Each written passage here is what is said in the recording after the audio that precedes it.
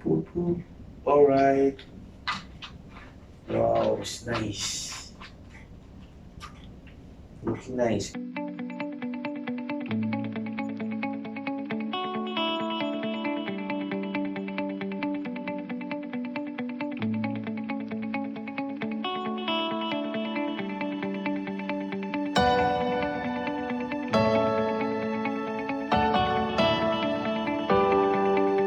Good evening mga kabunso and welcome back to my YouTube channel.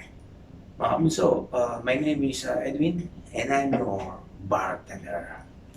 So mga kabunso, for tonight, I'm gonna show you how to make a Miami Beach iced tea cocktail. Yes. So mga kabunso, for the Miami Beach iced tea cocktail, you need this tequila and vodka and rum and gin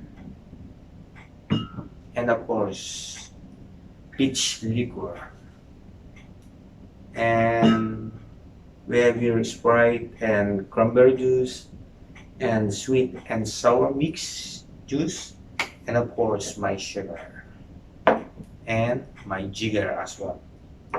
And for the glass, we can use this tumbler glass, mga bunso. So mga bunso, for the Miami Beach iced tea cocktail, so let's start. So mga bunso, first step, we put the tequila using a Jose Cuervo. For the tequila is 15 ml, 15 ml of tequila, and 15 ml of vodka, 15 ml of vodka, and for the rum, I'm using white rum, 15 ml of rum, 15 ml of white rum.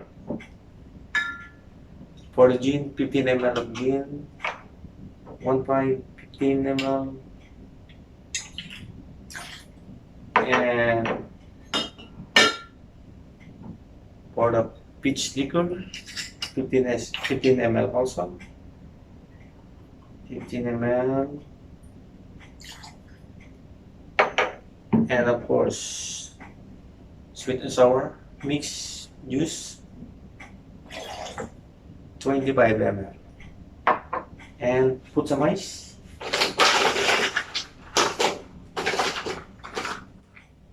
Put some ice.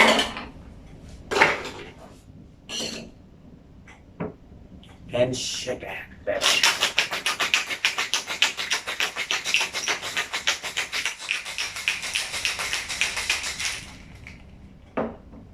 It's cold. And prepare for glass, for the glass, full of ice, full of ice,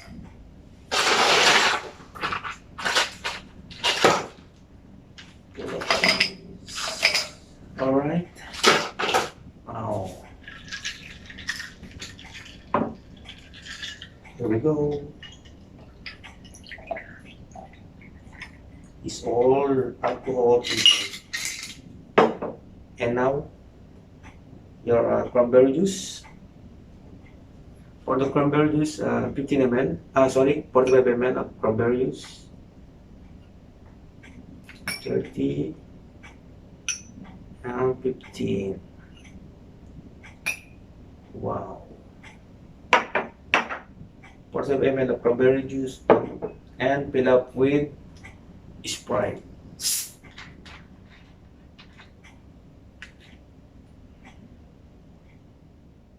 Here we go. Poop poop. Alright. Wow, it's nice. Looking nice. And then for the garnish, orange peel. Of course, orange peel. Wow. And put some straw. Here we go. Mga kabuso, your Miami Beach Iced Tea Cocktail. Cheers! So mga kabuso, thank you very much for watching, and don't forget to like and subscribe my YouTube channel, and don't forget to share to all your friends. Mga kabuso, of course mga kabuso, this is my favorite time. It's 3 days anyway. So, cheers!